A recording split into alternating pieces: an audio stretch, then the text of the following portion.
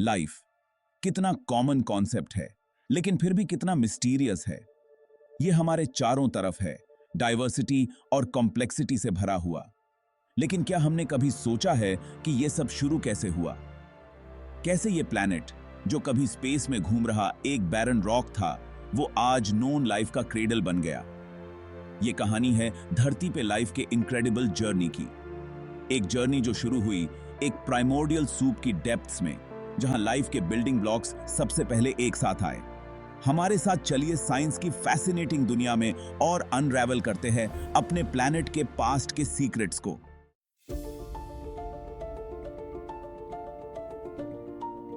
हमारा सफर शुरू होता है लगभग 4.5 बिलियन ईयर्स पहले धरती के बनने के साथ। शुरुआती धरती एक हॉस्टाइल एनवायरनमेंट था, जहां वॉल्केनिक इरप्शंस होते रहते थे और एस्टेरॉइड्स की बारिश होती रहती थी। फिर भी इस केओस के बीच लाइफ के सीड्स बोए गए। बिलियंस ऑफ इयर्स में लाइफ इवॉल्व हुई और डाइवर्सिफाई हुई। ये ओशंस की डेप्थ से हाईएस्ट माउंटेन्स तक फैल गई, हमारे प्लैनेट के हर कॉर्नर में अडैप्ट होते हुए और थ्राइव करती हुई। ये कहानी है रिजिलियंस की, एडेप्टेशन की और आखिरकार ट्रायम्फ की। ये कहानी है धरती पे लाइफ की।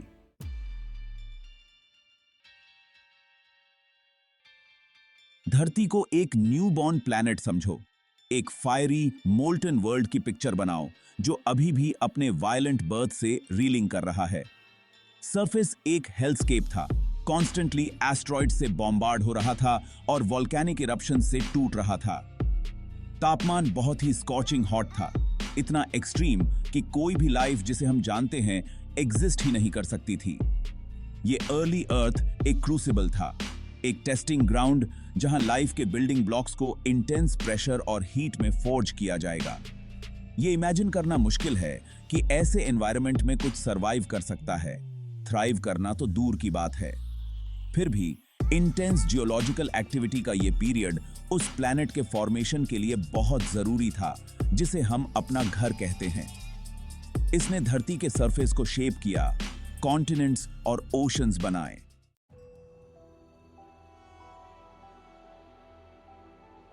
शुरुआती धरती का एटमॉस्फेयर उस लाइफ सस्टेनिंग हवा से बहुत अलग था जो आज हम ब्रीथ करते हैं।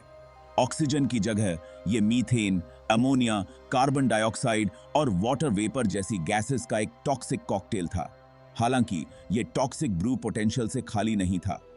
इसमें वो की इंग्रेडिएंट्स थे जो organic molecules, building blocks of life के फॉर्मेशन के लिए जरूरी थे। लाइटनिंग स्ट्राइक्स और सन के अल्ट्रावायलेट रेडिएशन की एनर्जी ने कैटलिस्ट्स की तरह काम किया, एटमॉस्फेयर में केमिकल रिएक्शंस को ड्राइव करते हुए। मिलियंस ऑफ इयर्स में ये रिएक्शंस सिंपल इनऑर्गेनिक मॉलिक्यूल्स को और कॉम्प्लेक्स ऑर्गेनिक मॉलिक्यूल्स में ट्रांसफॉर्म कर देंगे। केमिकल एवोल्यूशन के इस पीरियड ने लाइफ के इमर्जेंस का रास्ता साफ कर दिया।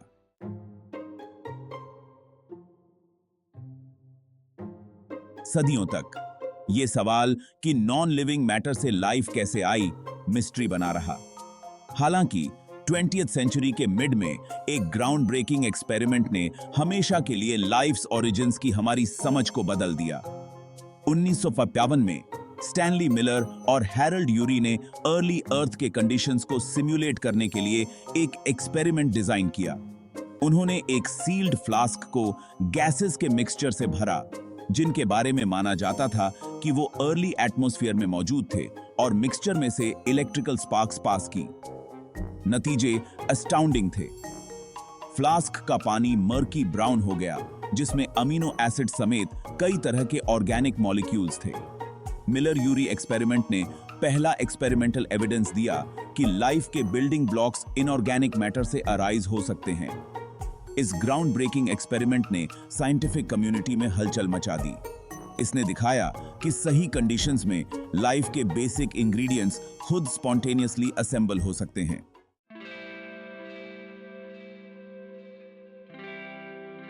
मिलर यूरी एक्सपेरिमेंट ने प्राइमोर्डियल सूप के कॉन्सेप्ट को जन्म दिया। अर्ली अर्थ को इमेजिन करो, वॉल्केनिक एक्टिविटी की एक दुनिया, शैलो ओशंस और गैसेस से भरा हुआ एक एटमॉस्फेयर। इन ओशंस को एक वार्म मर्की ब्रॉथ की तरह पिक्चर करो जो न्यूली फॉर्म्ड ऑर्गेनिक मॉलिक्यूल से भरा हुआ है। ये था प्राइमोर्डियल सूप, एक रिच केमिकल मिक्सचर जहां लाइफ के फर्स्ट इंग्रेडिएंट्स सन की अनरिलेंटिंग एनर्जी के नीचे सिमर हुए और इंटरैक्ट किए। मिलियंस ऑफ इयर्स में ये सूप इंक्रीजिंगली कॉम्प्लेक्स मॉलिक्यूल्स के लिए ब्रीडिंग ग्राउंड बन गया। अमीनो एसिड्स एक साथ जुड़कर पेप्टाइड्स बनाते हैं जो प्रोटीन्स के प्रीकर्सर्स होते हैं। कुछ वाकई रिमार्केबल के इमर्जेंस के लिए स्टेज सेट हो गया था।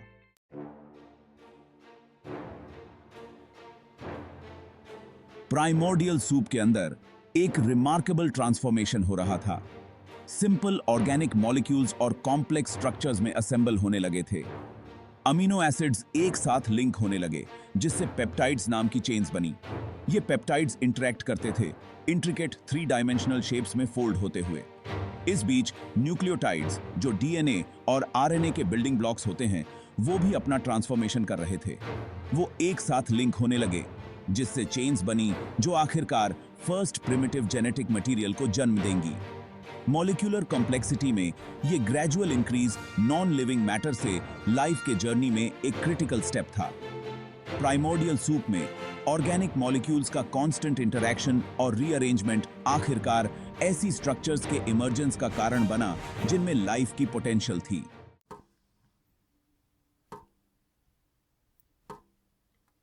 प्राइमोर्डियल सूप में लाइफ के जर्नी में एक मेजर लीप फॉरवर्ड के लिए स्टेज सेट हो गया था। प्रोटोसेल को देखिए जो मॉडर्न सेल का एक प्रीकर्सर है और ओरिजिन ऑफ लाइफ में एक की प्लेयर है। प्रोटोसेल सिंपल मेम्ब्रेन बाउंड सैक्स थे जो प्राइमोर्डियल सूप की एक टाइनी ड्रॉपलेट को इनक्लोज करते थे। ये लिपिड्स नेचुरली 2 वाटरी एनवायरनमेंट्स के बीच एक बैरियर बनाते थे। इससे प्रोटोसेल्स को सराउंडिंग सूप से अलग एक इंटरनल एनवायरनमेंट मेंटेन करने में मदद मिलती थी। इन प्रिमिटिव कंपार्टमेंट्स के अंदर लाइफ के बिल्डिंग ब्लॉक्स अब कॉन्सेंट्रेटेड थे जिससे इंटरैक्शंस और फर्दर केमिकल एवोल्यूशन की संभावना बढ़ गई। प्रोटोसेल्स हालांकि सिंपल थे लेकिन लाइफ्स नेक्स्ट ग्रेट लीप के लिए जरूरी स्कैफोल्डिंग प्रोवाइड करते थे।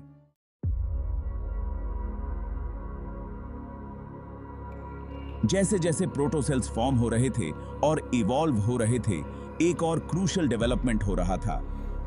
ओरिजिन ऑफ लाइफ में एक की प्लेयर के रूप में आरएनए का इमर्जेंस। आरएनए डीएनए की तरह जेनेटिक इंफॉर्मेशन स्टोर कर सकता है लेकिन आरएनए कॉम्प्लेक्स स्ट्रक्चर्स में फोल्ड भी हो सकता है और एक कैटलिस्ट की तरह एक्ट कर सकता है केमिकल रिएक्शंस को स्पीड अप करते हुए।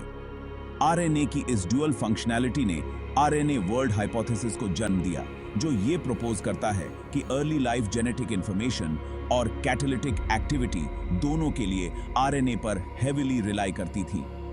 एक ऐसी दुनिया इमेजिन करो जहां आरएनए मॉलिक्यूल्स प्रोटोसेल्स के प्रोटेक्टिव कन्फाइंस के अंदर खुद को रेप्लिकेट कर रहे थे। ये आरएनए मॉलिक्यूल्स जीन्स और एंजाइम्स दोनों की तरह एक्ट करते हुए लाइफ के अर्ली एवोल्यूशन को ड्राइव करते होंगे। आरएनए वर्ल्ड हाइपोथेसिस को इस फैक्ट से सपोर्ट मिलता है कि आरएनए आज भी कई फंडामेंटल सेल्यूलर प्रोसेसेस में एक सेंट्रल रोल प्ले करता है।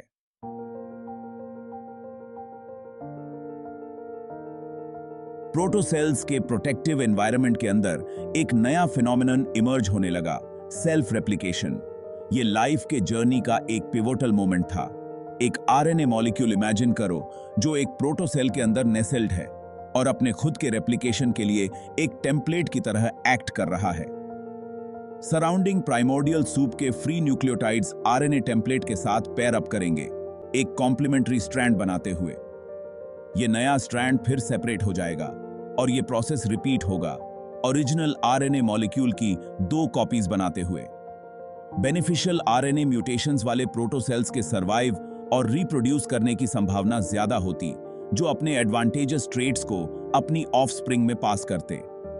वेरिएशन, सिलेक्शन और इनहेरिटेंस का यह प्रोसेस जो डार्विनियन एवोल्यूशन का वेरी एसेंस है यहां से लाइफ के ट्रेजेक्टरी को शेप करेगा।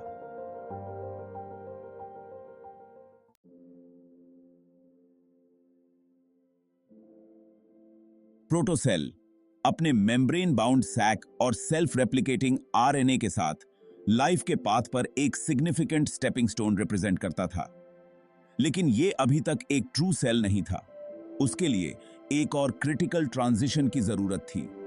एक मोर कॉम्प्लेक्स और स्टेबल जेनेटिक सिस्टम का इमर्जेंस।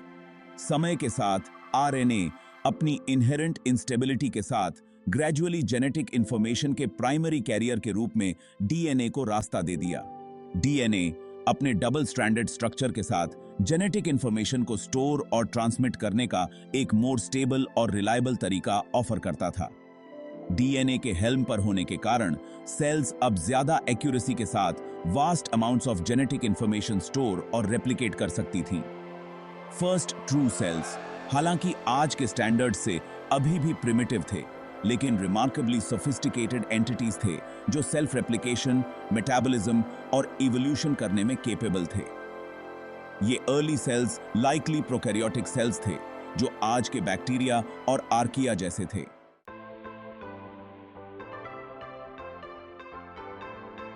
एक सेल, चाहे वो कितना भी सिंपल क्यों ना हो, एक्टिविटी का एक बस्लिंग हब होता है।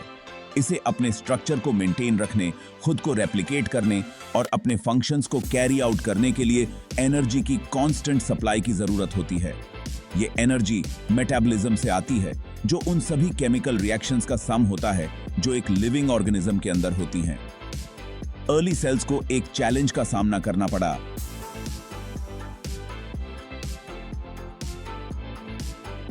अपने एनवायरनमेंट से एनर्जी कैसे ऑब्टेन करें। कुछ फर्स्ट सेल्स लाइकली हेटेरोट्रोफ्स थे, मतलब कि वो प्राइमोर्डियल सूप से ऑर्गेनिक मॉलिक्यूल्स को कंज्यूम करके एनर्जी ऑब्टेन करते थे। हालांकि जैसे जैसे लाइफ प्रोलिफरेट हुई, रेडिली अवेलेबल ऑर्गेनिक मॉलिक्यूल्स की सप्लाई कम होने लगी। इससे सेल्स पर न्यू मेटाबॉलिक पाथवेज को इवॉल्व करने का एक सिलेक्टिव प्रेशर बना। मेटाबॉलिज्म का एवोल्यूशन सिंपल हेटेरोट्रोफिक पाथवेज से फोटोसिंथेसिस की कॉम्प्लेक्सिटी तक हिस्ट्री ऑफ लाइफ का एक डिफाइनिंग मोमेंट था।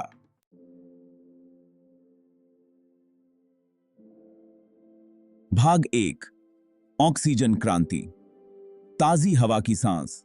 अरबों वर्षों तक पृथ्वी पर जीवन बिना मुक्त ऑक्सीजन वाली दुनिया में मौजूद था। हालांकि एक क्रांति पक रही थी, महान ऑक्सीकरण घटना। इस क्रांति के प्रमुख खिलाड़ी साइनोबैक्टीरिया थे, जिन्हें नीले हरे शैवाल के रूप में भी जाना जाता है। वे पानी के अणुओं को विभाजित करने के लिए सूर्य के प्रकाश से ऊर्जा का उपयोग कर सकते थे, जिससे ऑक्सीजन निकलता था। इस प्रक्रिया के पृथ्वी पर जीवन के लिए गंभीर परिणाम थे। जैसे जैसे साइनोबैक्टीरिया ऑक्सीजन पंप करते रहे, यह वायुमंडल में जमा होने लगा। वायुमंडलीय ऑक्सीजन में यह वृद्धि एक दोधारी तलवार थी। उस समय रहने वाले कई जीवों के लिए ऑक्सीजन जहरीला था।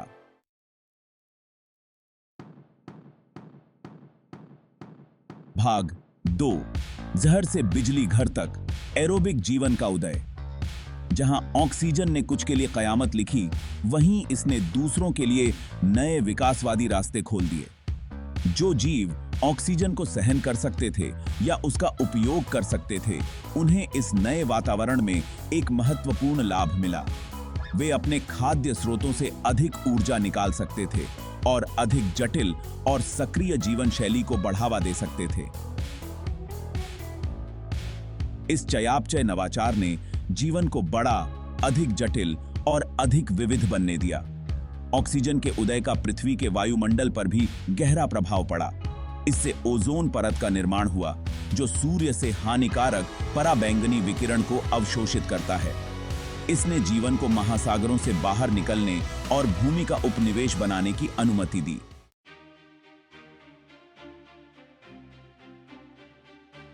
भाग 1, साधारण शुरुआत से आश्चर्यजनक विविधता तक।